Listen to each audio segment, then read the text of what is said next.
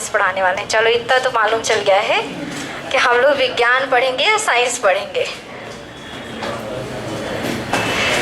अब थोड़ा सा साइंस की कैटेगरी बता देते हैं कि आप लोग को साइंस में हम क्या क्या पढ़ाएंगे, ठीक है।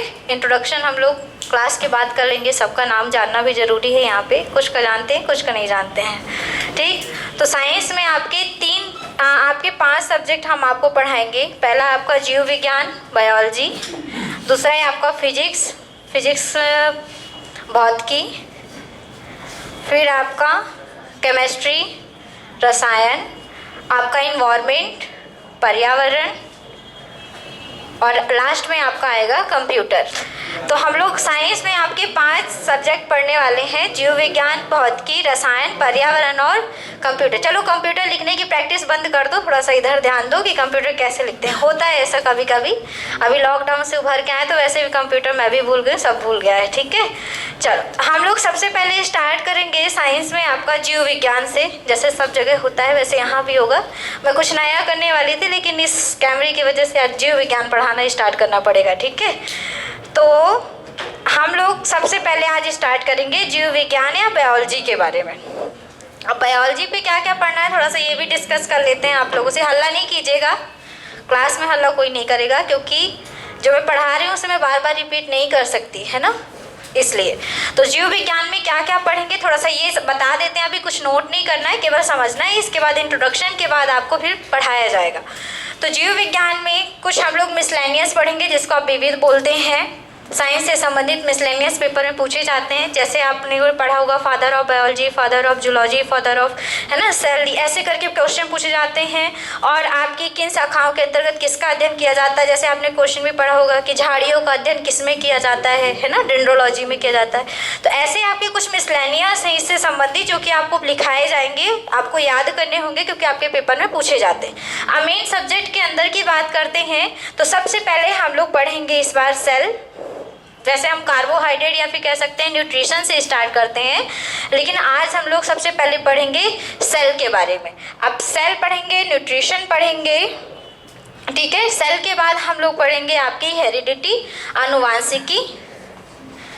फिर हम लोग पढ़ेंगे हेरिडिटी के बाद उससे संबंधित आनुवांशिकी में संबंधित रोग भी पूछे जाते हैं कि वर्णांधता रोग, है ना, कलर ब्लाइंडनेस क्यों होती है, किसके कारण होती है, क्या होता है उसमें, इन सभी चीज़ों के बारे में अध्ययन करेंगे हेरिडिटी के अंदर।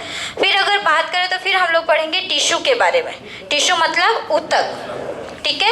अब इस ऊतक के अंदर आपके 6 प्रकार के ऊतक हम आपको पढ़ाएंगे।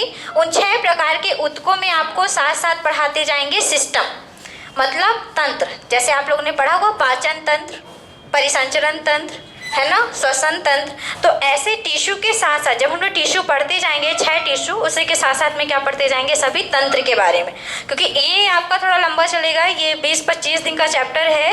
क्योंकि इसके अंतर्गत जब हम तंत्र पढ़ते हैं तो फिर सारी चीज़ें पढ़ना पड़ेगा कि कैसे आहार नाल, कैसे श्वसन होता है, कैसे पाचन होता है, कैसे उत्सर्जन होता है, ये सारी चीज़ें पढ़नी पड़ेगी। जब आपका ये कंप्लीट हो जाएगा तो इसके बाद हम लोग पढ़ेंगे आपका वर्गीकी, मतलब आपका टैक्सोनॉमी। टैक्सोनॉमी के अंतर्गत हमारे 5 आपके जगत पढ़ेंगे। कौन कौन से, मोनेरा, प्रोटिस्टा,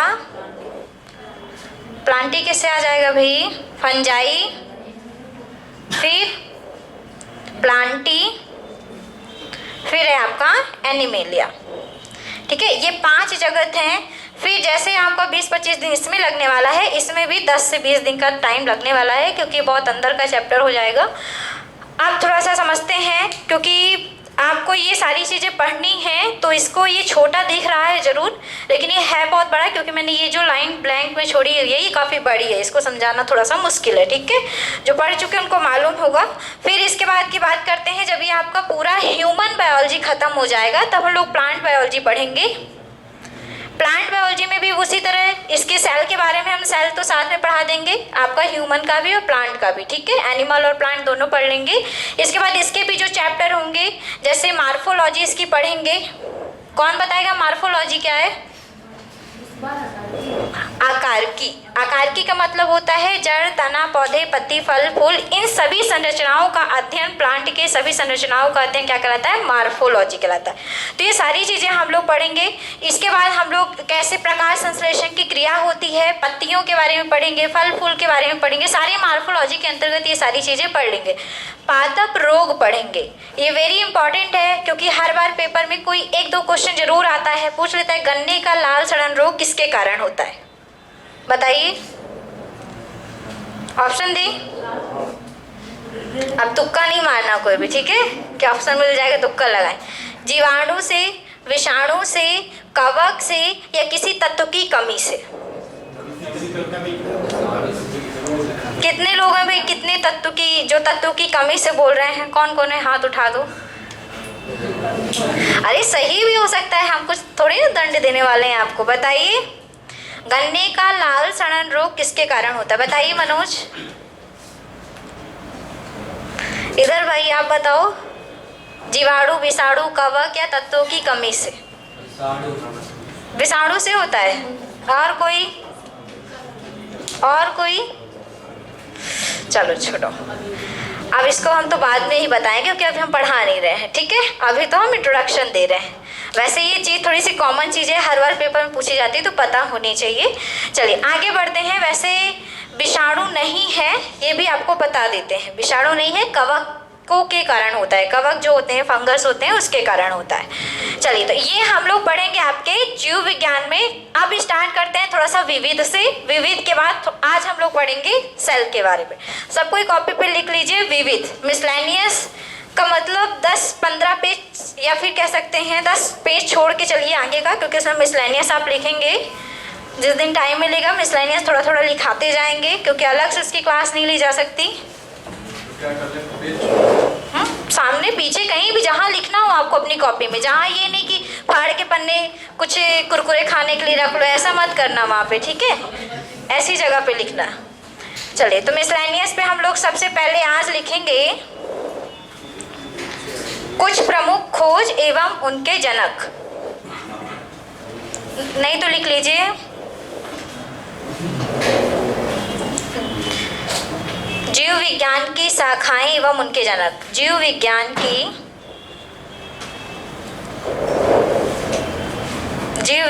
की शाखाएं एवं उनके जनक। फादर पूछे जाते हैं पेपर में कि किसको किसका जनक कहा जाता है। हेडिंग कर लीजिए सब कोई, जीव विज्ञान की शाखाएं एवं उनके जनक।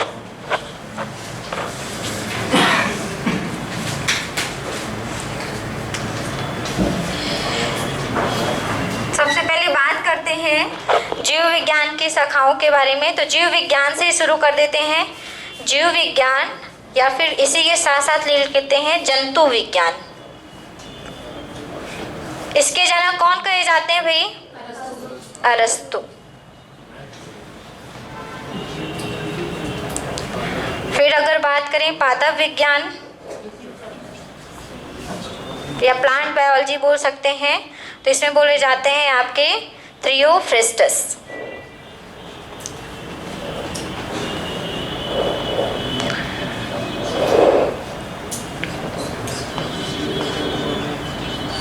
चिकित्सा विज्ञान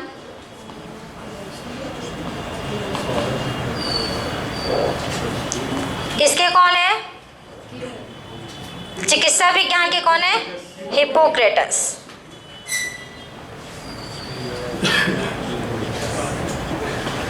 गलत नहीं लिखिएगा, बहुत लोग देखने के बाद भी गलत लिखते हैं, तो आपको गलत नहीं लिखना है। पता चले कि ऊपर का नीचे, नीचे का ऊपर करके पढ़िएगा, ठीक है? विषाणु विज्ञान, वायरोलॉजी बोलते हैं इसको। विषाणु विज्ञान के जनक कौन है? इवानोवस्की। दिख रहा है पीछे से? सबसे पीछे से दिख रहा है? जीवाणु विज्ञान, पहला विषाणु है, इसके बाद जीवाणु है, ठीक है? बैक्टीरियोलॉजी बोला जाता है इसको। जीवाणु विज्ञान के जनक हैं, बताओ भाई। एंटिनो वॉन ल्यूवेनहॉक। शॉर्टकट नाम भी याद कर सकते हैं आप इसका, क्योंकि ल्यूवेनहॉक आएगा ही आएगा। ये इनका पूरा नाम है एंटिनो वॉन ल्यूवेनहॉक, ठीक है। कवक विज्ञान, कवक विज्ञान के जनक हैं आपके माइकेली। कवक विज्ञान के जनक हैं माइकेली। सूक्ष्म जीव विज्ञान, जो बहुत छोटे छोटे जीव होते हैं जो हमारी नग्न आंखों से दिखाई नहीं देते, नॉर्मल दिखाई नहीं देते, उनका अध्ययन और उनकी खोज सर्वप्रथम जिन्होंने की थी उन्हीं को जनक कहा जाता है इसका। तो सूक्ष्म जीव विज्ञान के जनक हैं, बताइए कौन है। चलो इस क्वेश्चन को तो आप ही बताएंगे। सूक्ष्म जीव विज्ञान के जनक कौन है? कौन है भाई? यहाँ पे कोई नहीं है। कैरोलस लिनियस या फिर लुई पाश्चर, कौन है दोनों में से? Louis Pasteur. साइंस की 10वीं की बुक में इसका प्रयोग भी लिखा था कि इन्होंने मांस के टुकड़ों को 2 जार में बंद किया था। एक में कार्प लगा था, एक में कार्प नहीं लगा था। जिसमें कार्प नहीं लगा था वो हवा के संपर्क में आने के कारण वो भोजन क्या था, वो मांस क्या था, सड़ चुका था और वो जीव दिखाई नहीं दे रहे थे। लेकिन सूक्ष्मदर्शी से देखने पर वो जीव दिखाई दे रहे थे, इस कारण से उसे सूक्ष्म जीव कहा गया था, ठीक है। और उसकी खोज किसने की थी? लुई पाश्चर ने, इसलिए उसे जनक कहा जाता है। लुई पाश्चर को क्या कहते हैं हम? जनक कहते हैं। किनका? सूक्ष्म जीव विज्ञान का, ठीक है। फिर इसके आगे बात करते हैं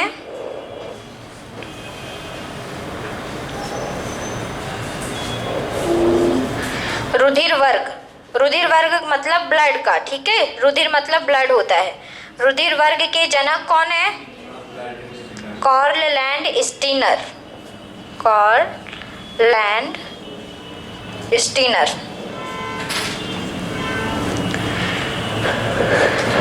रुधिर परिसंचरण, ब्लड सर्कुलेशन के जनक कौन है? किन्होंने बताया था? William Harvey.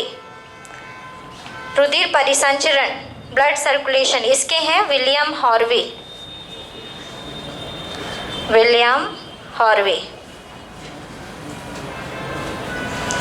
फिर अगर बात करें आनुवांशिकी के जनक, कौन है? Gregor John Mendel. आनुवांशिकी के जनक कौन है? Gregor John Mendel. किस पौधे पे प्रयोग किया था? मटर के पौधे पर। Gregor John Mendel. मेंटल नहीं लिखिएगा, मेडल है, ठीक है, मेंडल। Gregor John Mendel. आधुनिक आनुवांशिकी भी कभी कभी पूछी जाती है पेपर में, मॉडर्न, ठीक है। आधुनिक आनुवांशिकी,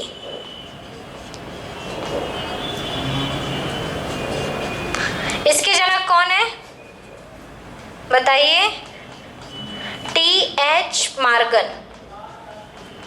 टी.एच. मार्गन। आनुवांशिकी के जनक हैं ग्रेगर जॉन मेंडल और आधुनिक आनुवांशिकी के जनक है टी.एच. मार्गन। उत्परिवर्तन, अचानक से जो परिवर्तन होता है, आपकी सिंपल लैंग्वेज में अगर हम आपको समझाएं, जो अचानक से हमारी बॉडी में कहीं भी परिवर्तन होता है उसे उत्परिवर्तन कहते हैं। और इसके बारे में बताया था ह्यूगो डी ब्रिज, ये नाम है इनका, ठीक है। ह्यूगो डी ब्रिज लिखिए। कभी कभी पेपर में पूछा जाता है कि उत्परिवर्तनवाद के जनक कौन है, उत्परिवर्तन के जनक कौन है, तो याद रखें कौन है? ह्यूगो डी ब्रिज है। अवस्था परिवर्तन हो सकता है, मतलब अवस्था में भी है। अचानक से जो हमारी बॉडी में परिवर्तन होते हैं वो हम पढ़ा सकते, मतलब इसमें बता सकते हैं कि अचानक से जो भी परिवर्तन हो, चाहे वो वातावरण में हो, चाहे हमारे बॉडी पे हो, स्पेशली हमारे बॉडी के लिए है ये, इसलिए याद रखिएगा कि उत्परिवर्तनवाद के जनक कौन है? Hugo de bridge. जेनेटिकल भी हो सकता है, मतलब जेनेटिक के साथ तो अगर कुछ भी होगा तो परिवर्तन ही है। उत्परिवर्तन, अचानक से परिवर्तन कभी कभी हो जाता है कि अचानक से लक्षण उत्पन्न हो जाते हैं, जो लक्षण नहीं भी होते तो अचानक से लक्षण आना ही क्या कहते हैं? उत्परिवर्तन कहते हैं उसको। लिख लिया सबने? और लिखिए, इसको थोड़ा सा हम शॉर्टकट कर रहे हैं, ठीक है। इधर ल्यूवेनहॉक छोटा लिख रहे हैं, लिख लिया है सबने ना? फिर लिखिए प्रतिरक्षा विज्ञान के जनक, प्रतिरक्षा, ह्यूमैनिटी, जिसका सबसे ज़्यादा नाम इस समय सुन रहे हैं आप, ठीक है। कहते हैं ना इम्यूनिटी सिस्टम अच्छा होना चाहिए, कोरोना नहीं होगा। प्रतिरक्षा विज्ञान, इम्यूनोलॉजी बोलते हैं इसको। इसके जनक कौन है बताइए? प्रतिरक्षा विज्ञान के जनक, पीछे भाई बताओ कौन है इसके जनक? बहुत नाम सुना है इनका, किसी को याद है? ऑप्शन चाहिए? तुक्का मत लगाना, बता दो चलो। बटलर है, ऑप्शन हम दे देते हैं आपको, बताना तो है ही है। बटलर है, लुई पास्चर है, और आपके एडवर्ड जेनर है। अच्छा, एडवर्ड जेनर है इसके एक्चुअल में, क्योंकि प्रतिरक्षा का मतलब है हमारे शरीर में रोगों के प्रति लड़ने की क्षमता, ठीक है। हम प्रतिरक्षा का मतलब है हमारे रोगों में लड़ने की क्षमता जो आती है, क्योंकि प्रतिरक्षा विज्ञान ऐसा विज्ञान है जो आपको, जैसे आपको कोई वैक्सीन लगाई जाती है, ध्यान से समझिएगा। जब आप बुखार आती है तो क्या करते हैं? टैबलेट लेते हैं। वो आपकी प्रतिरक्षा को क्या करती है? इम्यूनिटी को क्या करती है? बढ़ा देती है, जिसके कारण से आपके जो शरीर में जो जीवाणु गए हैं, विषाणु गए हैं, वो आपकी WBC को क्या कर देती है? खत्म कर देती है, जिसके कारण आपकी तबीयत क्या हो जाती है? ठीक। ऐसे सेम वैक्सीन लगाने पे भी होता है। जब कोई बच्चा बीमार होता है तो उसको वैक्सीन देते हैं और वो बच्चा अचानक से क्या हो जाता है? ठीक हो जाता है। वो अचानक से ठीक नहीं होता। जब वो उसको दवा दी गई है, वो WBC के पास गई है, WBC क्योंकि हमारे शरीर की रक्षा करती है, तो उसके पास और पावर आती है, जिसके कारण से जो उसको बीमारी है उसके प्रति वो क्या करती है? लड़ती है। तो यहाँ पे हमारे शरीर की स्वयं रक्षा प्रतिरक्षा से होती है, इम्यूनिटी से होती है। और इसके जनक कौन है आपके? Edward Jenner. एक क्वेश्चन हमेशा पूछा जाता है, मैं यहाँ पे आपको साथ में बता देती हूँ, टीकाकरण की खोज किसने की थी? तो याद रखेंगे एडवर्ड जेनर ने ही की थी। और सबसे पहले किस टीके की खोज की थी? तो बताओ भाई, किस टीके की खोज हुई थी सबसे पहले? बच्चे को कौन कौन सा टीका लगता है? चलो यही बता दो। किसी को पता ही नहीं, वो किसी के बच्चे नहीं है यहाँ पे, है ना? ऑलरेडी बच्चे हैं। पोलियो का टीका लगता है, और BCG का, और खसरे का नहीं लगता। उसका टीका पर्सनली नहीं लगता, उसका टीका सबको लगता है फिर, है ना? और कोरोना का भी टीका लगवाओगे? बताओ एडवर्ड जेनर ने किस टीके की खोज की थी? जो बताएगा उसको आज एक टॉफी। किसका? खसरे का टीका? गलत है। कोई कुछ देर बाद बोलेगा रेबीज का टीका, वो भी गलत है। हेपेटाइटिस, ये तो सबसे ऊपर चली गई है। चलिए बताइए भाई, जल्दी कीजिए। सबसे कॉमन टीका है, हम ही बता दें सब। अच्छा, ऑप्शन चाहिए? अरे अब क्या ऑप्शन देंगे हम, बताओ भाई जल्दी से, पता करके आना। गूगल पे सर्च नहीं करना अभी, अब मैं जान चुकी हूँ, किसी को नहीं मालूम है, ठीक है। आगे बढ़ते हैं। एडवर्ड जेनर तो हो गए प्रतिरक्षा विज्ञान।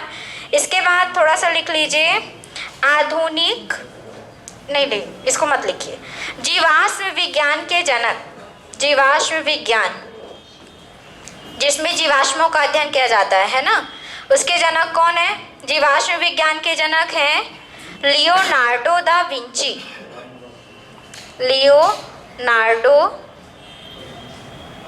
लियोनार्डो दा, इनका पूरा नाम ही है ये विंची, ठीक है। लियोनार्डो दा विंची, पादप रोग के जनक, पादप रोग विज्ञान के जनक, पादप रोग विज्ञान। एजे बटलर, एजे बटलर, पादप रोग विज्ञान के जनक हैं एजे बटलर। पेलियोलॉजी भी बोल सकते हैं, हाँ, पेलियोबॉटनी भी बोलते हैं। पादप जीवाश्मों का अध्ययन पेलियोबॉटनी बोला जाता है, और जंतु जीवाश्मों का अध्ययन पेलियोलॉजी बोला जाता है। इसको हम समझाएंगे, क्योंकि जब आपको साइंस का वो पढ़ाएंगे ना, तब उसमें आपको लिखाएंगे। और लिख लीजिए, थोड़ा सा सोच रहे हैं कुछ छूट ना जाए। कोशिका विज्ञान के जनक कौन है? रॉबर्ट हुक, इतना तो सबको पता है।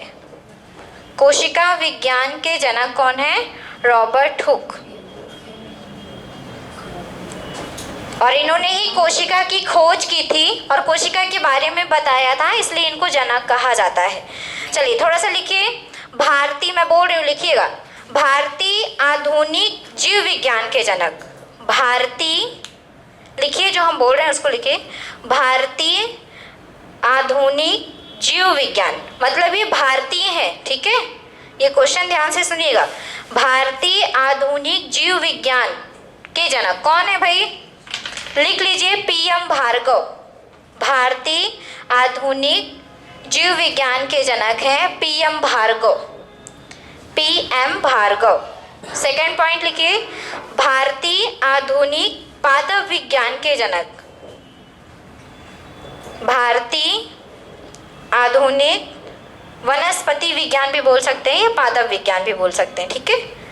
भारतीय आधुनिक वनस्पति विज्ञान, या वनस्पति ना लिखना हो तो आप क्या लिख सकते हैं? पादप विज्ञान के जनक William Roxburgh, William Roxburgh, William Roxburgh. लिख लिया। बीरबल साहनी कौन है? वो अकबर बीरबल वाला नहीं, ठीक है, हम वैज्ञानिक की बात कर रहे हैं। बीरबल साहनी कौन है? किसी ने इतिहास पढ़ा हो तो शायद उनको पता होगा, बताओ भाई। पुरातात्विक जो जीवाश्म होते हैं, जीवाश्म मतलब जीवों का अंश है ना, जो हमारे पृथ्वी पर दबे हुए जीवों के अंश हैं, जो बहुत हजारों वर्षों पुराने। ऐसा नहीं कि अभी की कोई मारा और उसको डाल दो और फिर बोलो कि ये जीवाश्म है, ऐसा नहीं है, ठीक है। जो आपके हजारों वर्षों से या 100 वर्षों के पूर्व से जो आपके दबे हुए हैं और जीवों के अंश के रूप में बचे हुए हैं, जिसे हम लोगों को हड़प्पा सभ्यता के बारे में मालूम चलता है। वो कैसे चलता है? खुदाई के बाद जो वहाँ पे संरचना मिलती है, कि हम कहते हैं कि हड़प्पा सभ्यता में आपके ईंटों के घर बने थे, नहरें बनी थी, नालियाँ बनी थी, नल लगे रहते थे, ये करते थे। सिंधु घाटी सभ्यता ये पढ़ते होगे ना इतिहास में। तो आपकी जो सभी कैसे मिले? एक पुरातात्विक स्थल बोल सकते हैं इसको, अगर स्थलों की बात करें तो स्थल बोलेंगे, लेकिन कभी कभी जीव मिलते हैं। जैसे आप भी जो न्यूज़पेपर कोई पढ़ते हैं घर में, तो उसमें आप अगर किसी ने पढ़ा होगा तो अभी आपके जबलपुर के साइड पे जीवाश्म मिला है, और वो जीवाश्म किसका मिला है? शैवालों का मिला है। मतलब हजारों वर्षों से वहाँ पे वो दफन था, शैवाल का एक अंश मिला है जीवाश्म के रूप में। वो बताया गया है कि एक शैवाल था, जो कि अब देखने के लिए नहीं मिलता, लेकिन पहले ये था। तो इस तरह के जीवों के जो अंश मिलते हैं उसको हम जीवाश्म बोलते हैं, जो पृथ्वी के अंदर दबे हुए मिलते हैं। और इसकी खोज हमारे भारतीय के रूप में किन्होंने की थी? डॉक्टर बीरबल साहनी। लिख लीजिए, भारतीय जीवाश्म विज्ञान के जनक, भारतीय जीवाश्म विज्ञान के जनक डॉक्टर बीरबल साहनी, डॉक्टर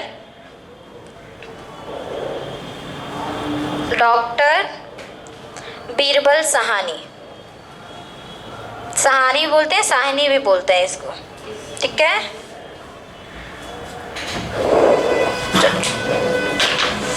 हो गया सबका? कुछ छूटा नहीं है? कितने हो गए? 20 हो गए? 19 हुए हैं भाई। कौन एक आगे बढ़ गया? 19 है कि 20 है? 20 किसके हैं? एक ही आवाज आ रही केवल मुझे 20 की। अच्छा चलो, 19-20 है, रहने दो। अब ये आपको केवल कॉपी पे सजा के लिखना नहीं है, कल मैं इसको पूछूंगी जो कि आपको याद करके आना है, ठीक है। अब हम लोग मेन पॉइंट पे आते हैं, अपने सेल के टॉपिक पे। चलिए डाल लीजिए कॉपी पे सबको ही, कोशिका, सेल।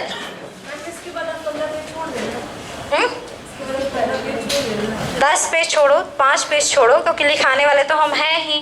जहाँ लिखना हो वहाँ लिख सकते हो, बस याद रहना चाहिए माइंड पे, है ना। चलिए सेल डाल लीजिए सबको ही, क्योंकि अभी केवल लिखने का काम बंद करके केवल समझने का काम आपके साथ होगा।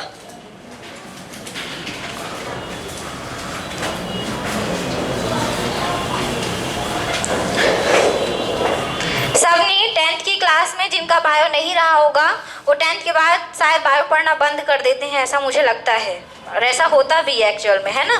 तो जिनको सेल की संरचना नहीं मालूम होगी तो थोड़ा सा हम एक बार सेल की संरचना आपको थोड़ा सा यहाँ पे नॉर्मल संरचना, ऐसे नहीं कि एग्जैक्टली मैं यहाँ पे बनाऊंगी कि जैसे माइटोकॉन्ड्रिया बना है, जैसे पूरा सेल बना, उस तरह नहीं, ठीक है। नॉर्मल संरचना आपको समझा रही हूँ तो ध्यान से समझिएगा।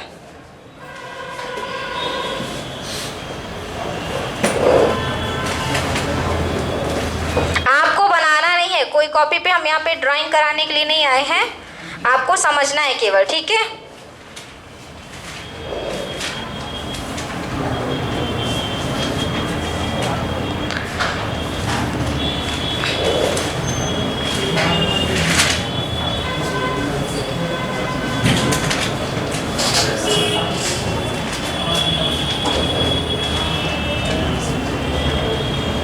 मैडम की ड्राइंग बहुत गंदी है, इसलिए कॉपी पे कोई नोट नहीं करेगा।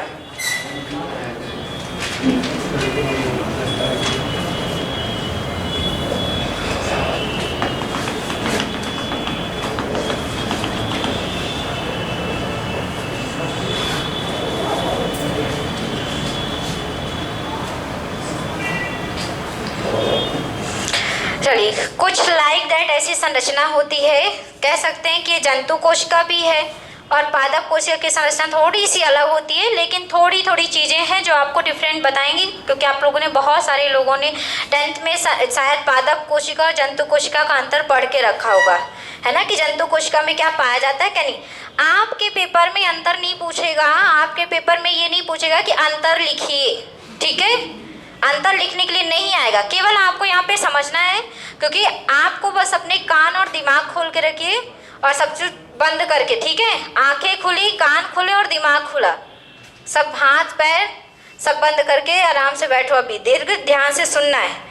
अब ये जो सेल है, कुछ लाइट संरचना होती है हमारे बॉडी में, जो कोशिका है उसकी भी, और पादप में थोड़ा सा डिफरेंस होती है, बस अंतर इतना है कि कुछ कोशिकांग होते हैं, कोशिका के कुछ अंग होते हैं जो पादप में नहीं पाए जाते, या फिर कह सकते हैं जो पादप में होते हैं वो हम में नहीं होते, क्योंकि अगर जो पादप कोशिका के अंदर अंग होते वो अगर वो भी हमारे अंदर आ जाते तो हम भी पादप कहलाते, है ना, लेकिन थोड़ा सा डिफरेंस होने के कारण ये अलग हो चुकी है। अब कोशिका की सबसे पहले बात करते हैं, तो सेल एक इकाई होती है, सेल की एक परिभाषा आपने पढ़ के रखी है बचपन से कि कोशिका मानव शरीर की या किसी भी शरीर की संरचनात्मक एवं कार्यात्मक इकाई होती है। ये परिभाषा सबको पता है कि कोशिका क्या है, कोशिका शरीर की संरचनात्मक एवं कार्यात्मक इकाई है।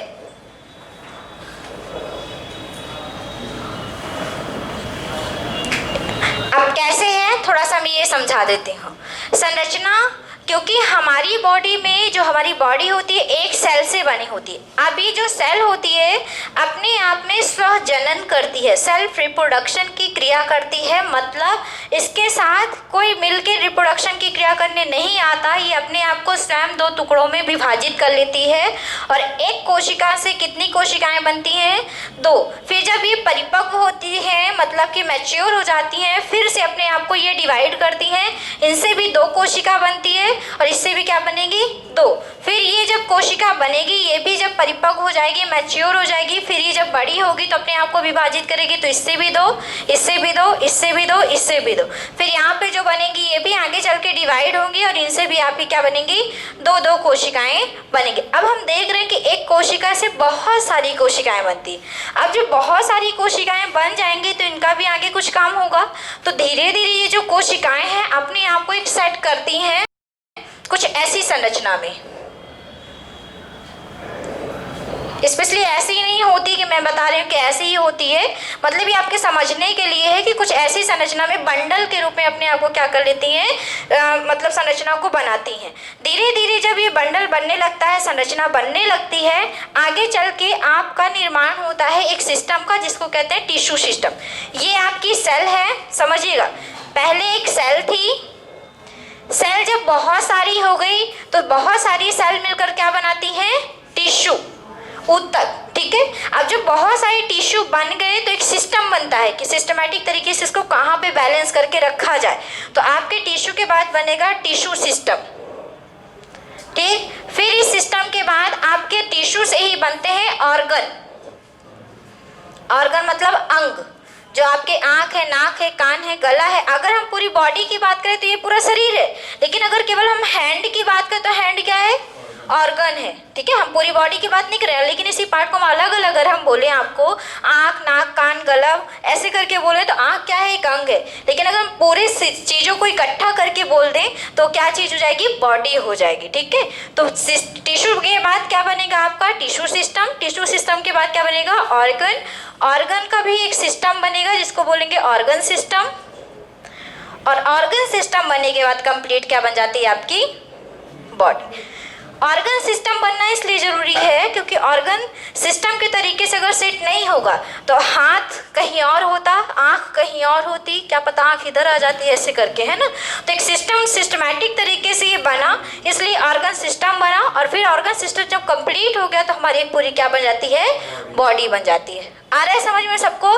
तो आपको यही चीज़ याद करनी है क्योंकि एक बार पेपर में ये क्वेश्चन पूछा गया था कि निम्न में से कौन सा क्रम सही है। ये क्रम ही आपको याद करना है, ठीक है। कभी कभी पेपर में ये जो क्रम है, जैसे ऑर्गन को आगे कर दिया, टिश्यू को आगे कर दिया, सेल को पीछे कर दिया, तो आपको ये क्रम ही याद करना है कि पहले सेल है, सेल से क्या बनेगा, टिश्यू, टिश्यू से क्या बनेगा, टिश्यू सिस्टम। कभी कभी इस पॉइंट को हटा देते हैं, ठीक है, कभी कभी इस पॉइंट को हटा देते हैं, तो घबराने की बात नहीं है। बस आपको सिस्टम देखना है कि लाइन से चल रहा है कि नहीं।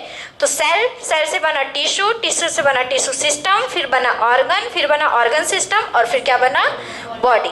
इतना क्लियर हो गया सबको।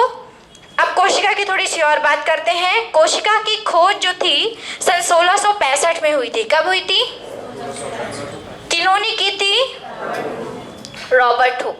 और खोज करने के कारण इनको क्या बोला जाता है, कोशिका विज्ञान का जनक कहा जाता है, ठीक है। इतनी 3 चीजें याद रखिएगा।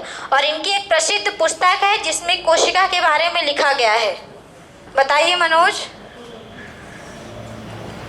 कौन सी पुस्तक है इनकी, माइकोग्राफिया।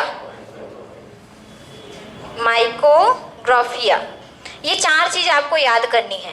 सन 1665 में सेल की खोज की हुई थी। किन्होंने की थी, रॉबर्ट हुक ने की थी। खोज करने के कारण इनको हम कोशिका विज्ञान का जनक कहते हैं। और किस पुस्तक में कोशिका के बारे में जानकारी दी गई है, तो माइकोग्राफिया। पेपर में क्वेश्चन पूछा भी जाता है कि माइकोग्राफिया निम्न में से किसकी पुस्तक है, क्योंकि लुई पास्चर ने कई सारी बुक लिखी है, कैरोलस लिनियस ने भी कई सारी बुक लिखी है, रॉबर्ट हुक ने भी कई सारी बुक लिखी है। तो आपको ये याद रखना है कि माइकोग्राफिया किसकी बुक है, रॉबर्ट हुक की। और किसके बारे में इसमें दिया गया है, कोशिका के बारे में।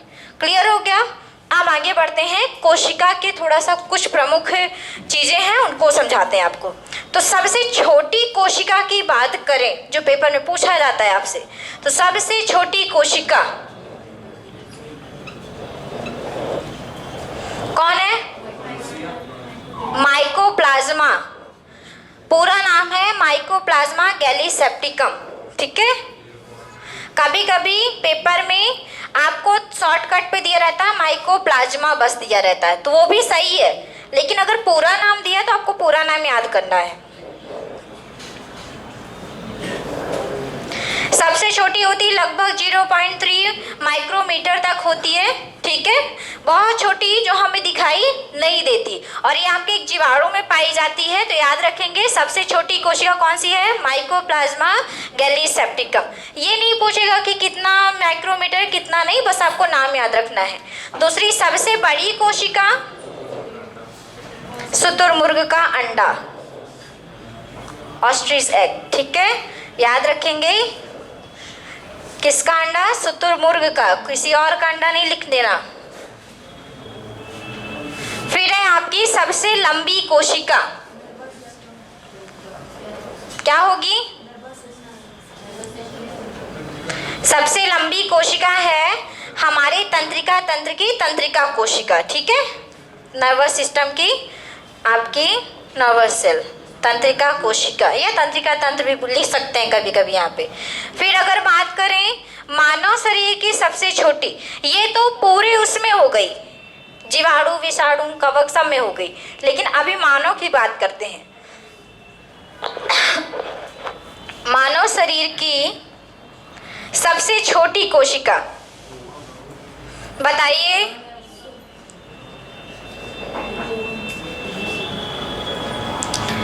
सबसे छोटी कोशिका होती है मानव शरीर की शुक्राणु, स्पर्म, ठीक है।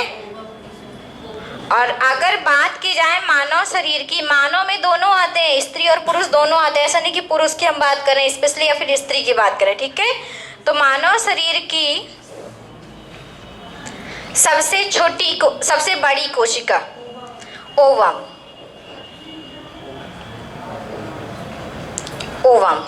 या फिर कहते हैं हिंदी में इसको अंडाणु। क्वेश्चन को थोड़ा सा समझिएगा क्योंकि पेपर में थोड़ा अलग टाइप में आपको देखने के लिए इसको मिलेगा। कभी कभी ऐसे नॉर्मल लिखा रहता है कि सबसे छोटी कोशिका, तब तो आंसर बनेगा माइकोप्लाज्मा, लेकिन अगर मानव शब्द जोड़ दिया है तब आंसर क्या बनेगा? शुक्राणु। क्वेश्चन में डिफरेंस समझिएगा, बहुत लोग कंफ्यूज होते हैं इसमें, तो थोड़ा ध्यान से सुनिएगा कि सबसे छोटी कोशिका पूछेगा तो माइकोप्लाज्मा गैलीसेप्टिकम, लेकिन अगर मानव शरीर की सबसे छोटी कोशिका पूछेगा तो शुक्राणु। सबसे बड़ी कोशिका अगर पूछता है तो शुतुरमुर्ग का अंडा, लेकिन अगर मानव की सबसे बड़ी कोशिका पूछता है तो अंडाणु या ओवम, या सबसे लंबी कोशिका होगी तो फिर आपकी तंत्रिका कोशिका। चलिए पहले इतना लिख लेते हैं, फिर हम कोशिका के अंदर चलते हैं। अभी ऐसे नहीं ले जाएंगे, समझाने में अंदर ले जाएंगे। चलो लिखो, सेल डाल के आप लोग लिखिए। कोशिका प्रत्येक जीव की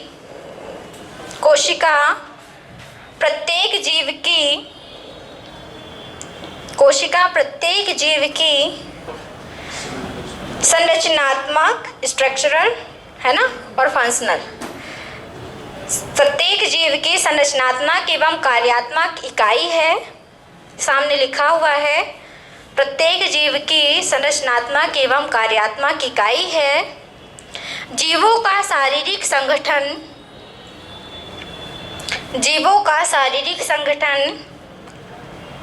कोशिकाओं से मिलकर बना होता है। जीवों का शारीरिक संगठन कोशिकाओं से मिलकर बना होता है। अब इस वाली लाइन को पूरा नोट कर लीजिए। सेल के बाद टिश्यू, टिश्यू के बाद टिश्यू सिस्टम, फिर ऑर्गन सिस्टम, फिर बॉडी। ये क्रम आपको याद रखना है, ठीक। सेल लिखा है यहाँ पे, सेल के बाद टिश्यू, टिश्यू के बाद टिश्यू सिस्टम, टिश्यू को हिंदी में बोलते हैं ऊतक, ठीक। ऑर्गन को अंग, टिश्यू सिस्टम के बाद ऑर्गन के बाद ऑर्गन सिस्टम, और फिर बॉडी। नोट करिए इसको।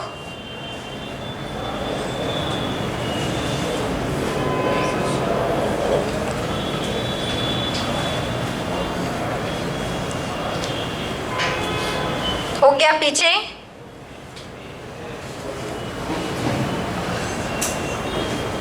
हो गया सबका? चलिए लिखिए।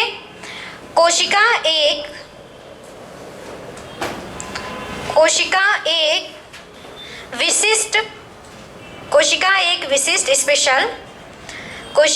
विशिष्ट पारिगम्य झिल्ली से घिरी होती है। कोशिका एक विशिष्ट मतलब स्पेशल, विशिष्ट पारिगम्य झिल्ली से घिरी होती है। आर पार देखा जा सकता है, आर पार आ जा सकती, ट्रांसपेरेंट होती है ना। पारिगम्य झिल्ली से घिरी होती है। आगे लिखिए।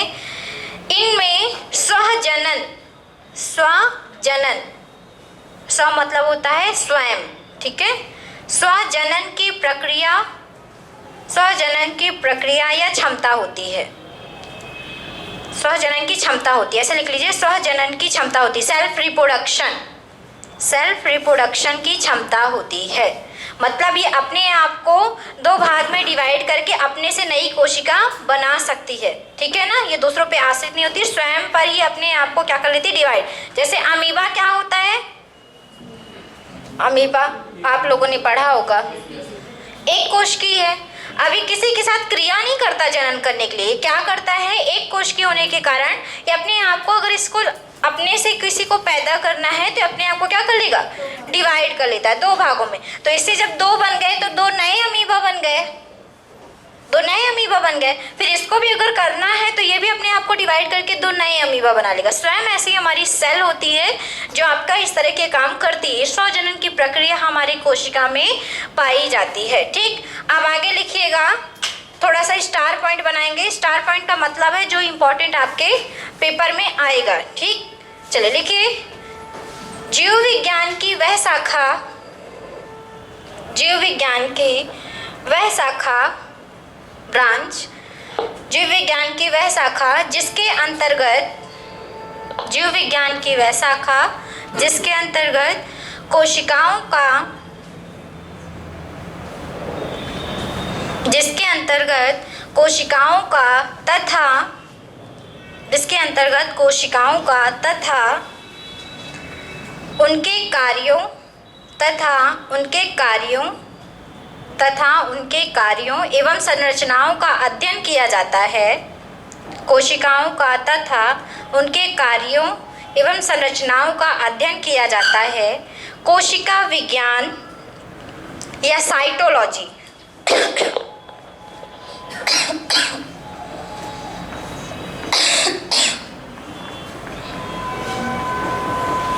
साइटोलॉजी या कोशिका विज्ञान कहलाता है।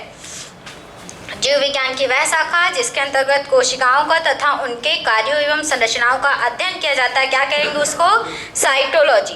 पेपर में ये नहीं पूछता कि कोशिका का अध्ययन किया जाता है, ठीक है, कोशिका का अध्ययन किया जाता है, ऑप्शन में ये नहीं आएगा कोशिका विज्ञान, क्या नाम आएगा? साइटोलॉजी। कोशिका विज्ञान अगर उसने लिख दिया तो सबको पता है कोशिका का अध्ययन किस में होगा? कोशिका में। तो मुझे नहीं लगता कि पेपर बनाने वाले इतना अच्छा पेपर बनाएंगे कि कोशिका विज्ञान लिखेंगे, है ना।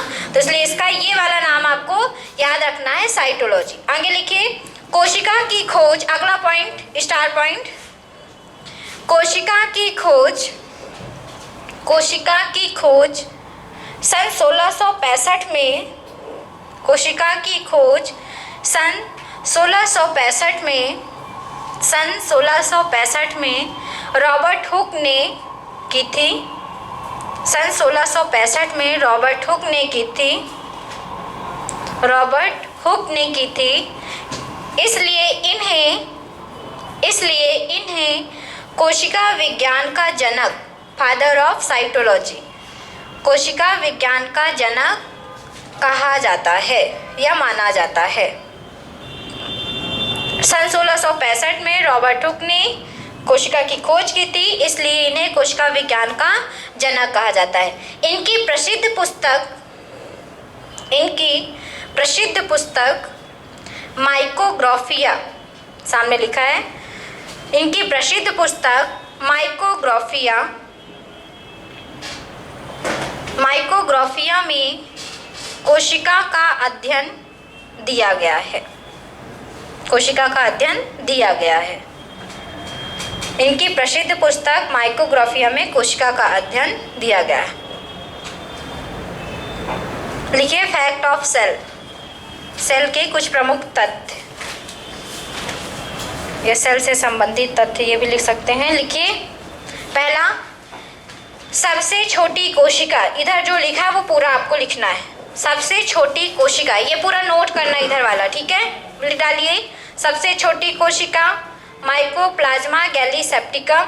सबसे बड़ी कोशिका, मैं एक बार पढ़ के बता दे रही हूँ, ध्यान से सुन लीजिए। सबसे बड़ी कोशिका शुतुरमुर्ग का अंडा, सबसे लंबी कोशिका तंत्रिका कोशिका, मानव शरीर की सबसे छोटी कोशिका शुक्राणु स्पर्म, और मानव शरीर की सबसे बड़ी कोशिका अंडाणु या ओवम। 0.3 माइक्रोमीटर, म्यू बनाते हैं ना, वही है वो। लिख डालिए सबको इसको।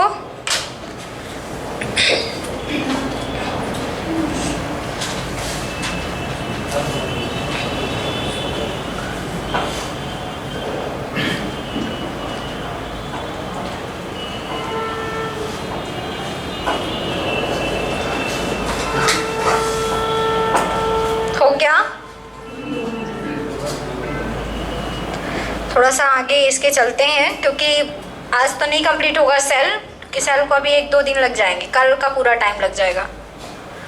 इसके प्रकार बता दें, फिर इसके बाद कल की क्लास में फिर आपको सेल के अंदर की चीज़ें समझाएंगे।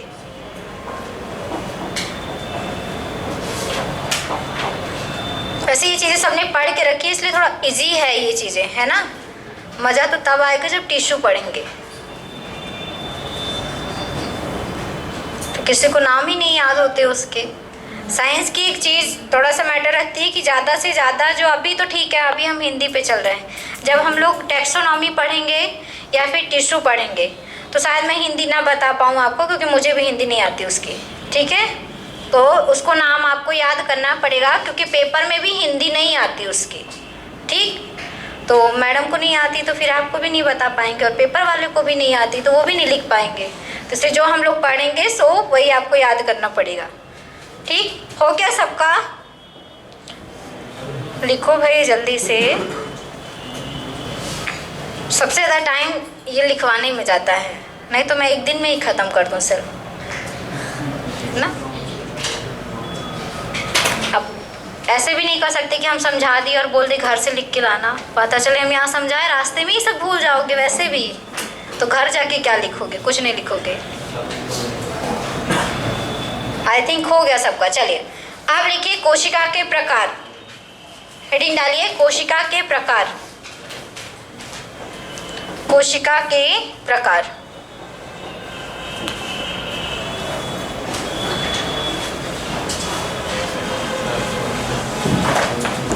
कोशिका दो प्रकार की होती है, प्रोकैरियोटिक और यूकैरियोटिक। अब कोई ये सोच रहा हो जंतु कोशिका, पादप कोशिका, तो वो भी होती है, लेकिन अगर मेनली देखा जाए जो आपके पेपर में पूछी जाती है तो कोशिका दो प्रकार की होती है। पहला प्रकार है आपका प्रोकैरियोटिक, जैसे वो कहते हैं प्रारंभिक सेल।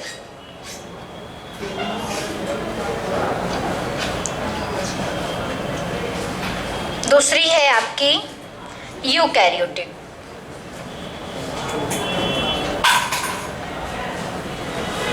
अब लिखना बंद कर दीजिए, समझिए इस चीज को।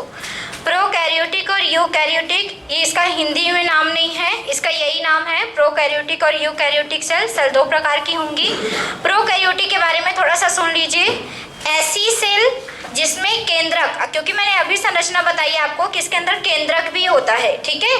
तो ऐसी सेल जिसमें केंद्रक और उसमें उपस्थित कोशिकांग, मतलब कोशिका के अंग। अंग का मतलब जैसे आपने सुन के रखा होगा कि कोशिका के अंदर mitochondria, lysosome, ribosome, Golgi body, लवक, ये सारी चीज़ें उपस्थित होती, तो कोशिका के अंग हैं। तो ऐसे सेल जिसमें केंद्रक और कोशिकांगों का अभाव होता है, मतलब कुछ में प्रेजेंट हो कुछ में प्रेजेंट ना हो, तो इस प्रकार की सेल को हम क्या कहेंगे? Prokaryotic cell. और जिसमें सभी चीज़ें स्पेशली प्रेजेंट हो वो कैसी सेल होंगी? यूकैरियोटिक। ये कॉमन लैंग्वेज में मैंने आपको समझाया है, ठीक है, कि जिसमें केंद्रक और कोशिकांगों का अभाव होता है वो प्रोकैरियोटिक सेल होंगी, और जिसमें सब कुछ प्रेजेंट होता है वो क्या होंगी? यूकैरियोटिक होंगी। आपकी प्रोकैरियोटिक सेल कुछ चीज़ों में पाई जाती, कुछ जीवों में पाई जाती, जैसे लाइक दैट जीवाणु, विषाणु और आपके नीलहरी शैवाल। इनमें किस प्रकार की कोशिका प्रेजेंट होती है? आपकी प्रोकैरियोटिक। लेकिन जो यूकैरियोटिक है, सभी विकसित जीव, जितने भी वेल डेवलप आपके एनिमल्स हैं, हम लोग क्या हैं? एनिमल हैं कि नहीं है? हम लोग भी एनिमल ही हैं, बस वो वाला जानवर नहीं जो चारा खाता है, ठीक है, हम लोग वो वाले नहीं हैं। हम लोग भी क्या हैं? एक प्रकार के जीव ही हैं, हम लोग एक विकसित जीव ही हैं। बस ऐसा हो गया है कि हम लोग गाय भैंस बकरी की कैटेगरी में ना आके मानव की कैटेगरी में आते हैं, ठीक, ऐसी चीज़ें। तो याद रखेंगे कि हमारी जो सेल होगी वो कैसी होगी? यूकैरियोटिक, क्योंकि हमारी जो बॉडी में जो सेल है वो उसमें केंद्रक भी है और सभी कोशिकाएं भी क्या है? प्रेजेंट है। अलग डिफरेंस थोड़ा सा एक और बताते हैं। हमारे सेल के अंदर या केंद्रक के अंदर हम ये कुछ ऐसी घुमावदार संरचना, कुछ ऐसी संरचना देख रहे हैं, ऐसी करके मैंने अंदर बनाई, शायद पीछे से ना दिख रही हो। ये जो संरचना है ये इसको हम क्रोमैटिन धागा बोलते हैं। क्या बोलते हैं? क्रोमैटिन धागा। और ये आगे चल के आपके गुणसूत्र का निर्माण करती है। किसका निर्माण करती है? गुणसूत्र। और गुणसूत्र बनने में दो चीज़ें स्पेशल लगती हैं, एक है आपकी डीएनए, दूसरी है आपकी हिस्टोन प्रोटीन।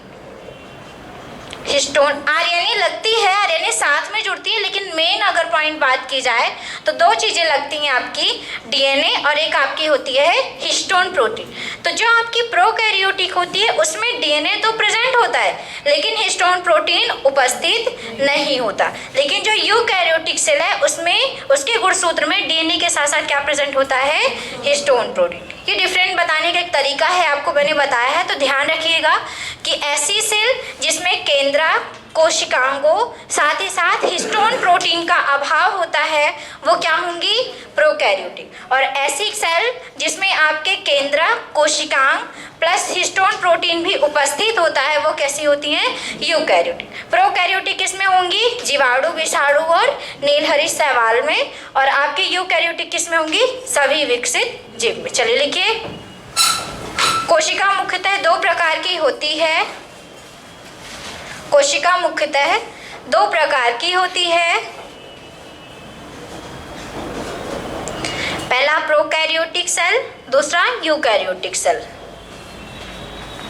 पहला पॉइंट डाल के लिखेंगे प्रोकैरियोटिक सेल, पहला पॉइंट डाल के लिखेंगे प्रोकैरियोटिक सेल।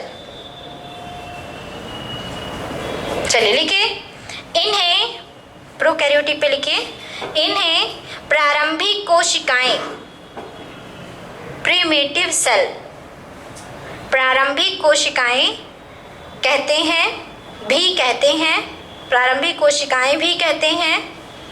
पेपर में आ गया प्रारंभिक कोशिकाएं तो बोल दो कि मैडम तो बताई नहीं, तो लिख लो प्रारंभिक कोशिकाएं भी कहते हैं। आगे लिखिए, इन कोशिकाओं में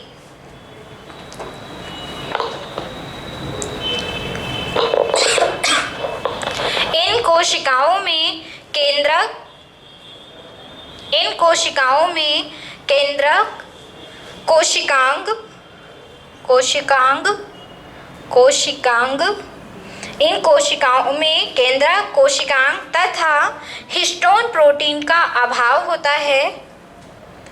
हिस्टोन प्रोटीन सामने लिखा हुआ है, हिस्टोन प्रोटीन का अभाव होता है, अभाव होता है, अभाव होता है।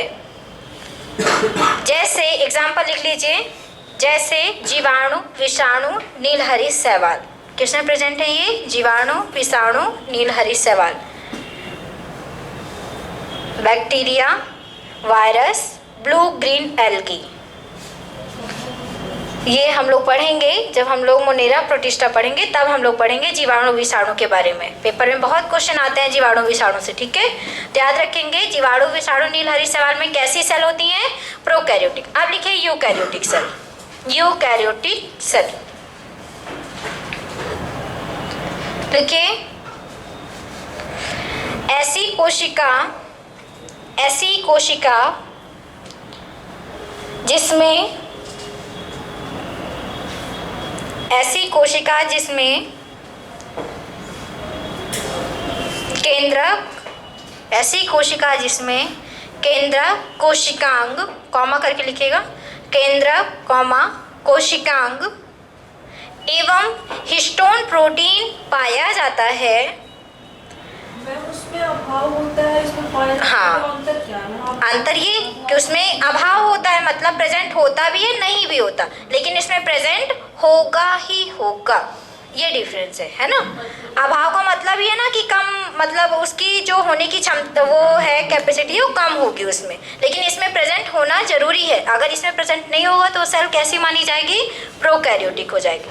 लिखिएगा, ऐसी कोशिका जिसमें केंद्रक कोशिकांग और आपके हिस्टोन प्रोटीन पाया जाता है क्या कहलाएगी, यूकैरियोटिक सेल कहलाती है। लिख लिया, पाया जाता है इतना लिख लो। जैसे एग्जाम्पल लिख लीजिए, सभी विकसित जीव, वेल डेवलप्ड एनिमल, सभी विकसित जीव।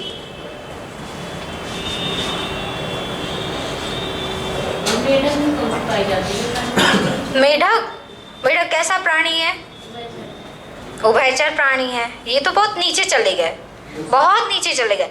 अभी तो कहेंगे कि मेढक एक जीव है, एनिमल है ना। फिर एनिमल में भी कैटेगरी होती है, शायद आप लोगों ने पढ़ा हो, 10वीं में ही है, ज़्यादा कहीं आगे बढ़ने की जरूरत नहीं है, 10वीं में ही है। एनिमल जब हम लोग पढ़ेंगे ना, आपका टेक्सोनॉमी, उसमें हमने आपको एनिमिलिया लास्ट में लिखा है ना, एनिमिलिया 5 जगह है, मोनेरा, प्रोटिस्टा, प्लांटी, फंजाई और एनिमिलिया। तो एनिमिलिया में भी 5 पॉइंट आएंगे। कोई बता दे इन पॉइंट को, बताओ। पहला तो क्या होगा, मत्यश, सुना होगा किसी ने तो, मैं बोल रही हूँ सुना होगा किसी ने तो। दूसरा उभयचर, सरीसृप, फिर पक्षी एविस, फिर मानव, मानव नहीं बोलते उसको, स्तनधारी या स्तनी भी बोल सकते हैं, ठीक है। ये आपकी कैटेगरी। और मेढक की अगर बात चली तो मेढक किस में आएगा, एनिमल की किस कैटेगरी में, उभयचर। और हमने बोला कि जो सभी विकसित जीव है उसमें किस प्रकार की सेल होती है, यूकैरियोटिक। मतलब यहाँ पे जो भी लिखा हुआ सभी कैसे सेल वाले हैं, यूकैरियोटिक। कंफ्यूज नहीं हो, बहुत इजी है ये, आगे चल के अभी आपको पढ़ना पड़ेगा। और हम लोग किस में आते हैं, स्तनधारी में, है ना, स्तनधारी माता। हम लोग सरीसृप में मत रख देना, हम लोग सांप नहीं है, छिपकली नहीं है। अच्छा ये बताइए छिपकली किस में आएगी, इसमें आएगी, किस में आएगी, सरीसृप में आएगी। और डायनासोर किस में आएगा, क्योंकि वो सरीसृप ही है, सांप ही है। और जो छिपकली है वो डायनासोर का एक रूपांतरित रूप है। जब उल्का पिंड गिरा था सारे डायनासोर खत्म हो गए थे, ऐसा नहीं है, सारे डायनासोर नहीं, ऐसा नहीं होता कि पूरा उल्का पिंड गिरे तो पृथ्वी नष्ट थोड़ी ना हुई थी, कुछ बच गए थे। तो वो खान पान का अभाव होने के कारण वो धीरे धीरे उनका शरीर कह सकते हैं तो चुक गया या छोटा हो गया, है ना, ऐसा बोल दो। तो हाँ चमगादड़ के, हाँ पूर्वज बोल सकते हैं, क्योंकि उड़ने का भी कुछ इसमें डिफरेंस था ना, तो चमगादड़ में भी इसको रख सकते हैं। और पक्षी में आर्क्योरेप्टिस का नाम सुना है, उसको बोला जाता है ना सरीसृप और पक्षी के बीच की संयोजक कड़ी, सुना है आर्क्योरेप्टिस, नहीं सुना, सुना ही नहीं है ना। तो आपके आर्क्योरेप्टिस में बता देती हूँ, आर्क्योरेप्टिस जो होता है सरीसृप, मतलब जो आपकी सर्प वाली और जो पक्षी वाली, क्योंकि उसकी कुछ संरचना सांपों से मिलती जुलती है, कुछ संरचना पक्षियों से मिलती जुलती है, इसलिए उसको दोनों के बीच की क्या बोलते हैं, संयोजक कड़ी बोलते हैं। अच्छा ये बताइए विषाणु को क्या बोलते हैं, किसकी संयोजक कड़ी बोलते हैं, जो बता देगा उसको एक टॉफी। वो कौन सी वाली खाओगे भाई, बताओ पहले, बताओ तो पहले, विषाणु को किसकी संयोजक कड़ी कहते हैं, आप भी चाहे तो लिख लेना, बताओ। पीछे से कोई, तुम लोग तो जाने पहचाने हो, पढ़ चुके हो, बताओ। और कोई दिमाग चलाओ भाई, हम तो 5 साल पीछे चले जाते हैं, तुम लोग भी चले जाओ, 10वीं में चले जाओ भाई, बताओ किसका विषाणु को। या फिर बुक भी पढ़ के रखी हो ना साइंस की, किसका किसका यहाँ पे बायोलॉजी है सब्जेक्ट, जो कॉलेज में हो, स्कूल में लिए रहे हो, आपका, आपका, और छुपाओ नहीं, मैडम डांटेंगी नहीं, आपका भी है और किसी का, आपका भी है। तो बायो वाली कम से कम इतना तो बता ही सकते हो कि विषाणु को किसकी संयोजक कड़ी कहते हैं।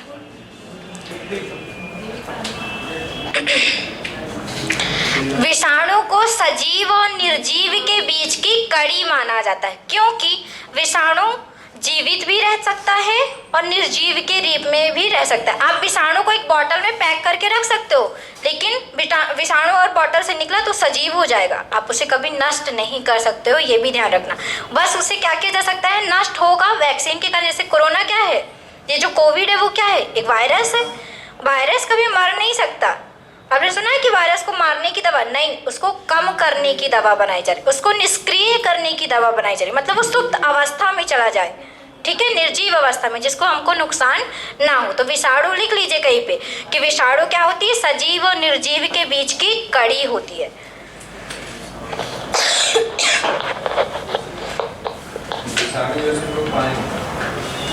दिखती नहीं है, बस जैसे हम लोग बोलते हैं ना कि हाथ मिलाने से हमको दिखेगी नहीं, है ना, क्योंकि हम देख नहीं सकते ना अपने नॉर्मल आंखों से, उसको हम सूक्ष्मदर्शी से देख सकते हैं। अब जैसे पर हमने यहाँ पे लिखा है किसी से हाथ मिलाया, उसके हाथ में अगर वायरस रहा हो तो हमारे हाथ को अगर कोई सूक्ष्मदर्शी से देखे तो शायद उसको जीवाणु विषाणु कुछ दिख जाएगा, ऐसा है ना। हमको नहीं पता कि कितने बैक्टीरिया हमारे हाथ, ऐसा नॉर्मल होता है। किसी को थोड़ी ना अगर हमको दिख जाए बाहर से कोरोना खा रहा तो हम तो जाएंगे नहीं उधर, हम क्यों जाएंगे उधर से, है ना।